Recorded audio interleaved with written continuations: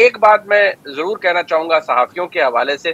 دیکھیے میرا بہت احترام ہے تمام تر صحافیوں سے اور جو لوگ بڑی محنت کرتے ہیں یوٹیوب کے اوپر بھی ولاگس کرتے ہیں, لیکن آپ حقائق پر ضرور بات کریں. بہت سے صحافی یہ کہتے ہیں کہ ہمیں تو اسٹیبلشمنٹ نے بلا کے یہ کہا فلانا چور ہے, ہمیں تو فلانے نے یہ بلا کے کہا فلانا چور ہے. بھئی آپ کا اپنا دماغ کہاں تھا, آپ کی عقل گھاس چرنے گئی تھی.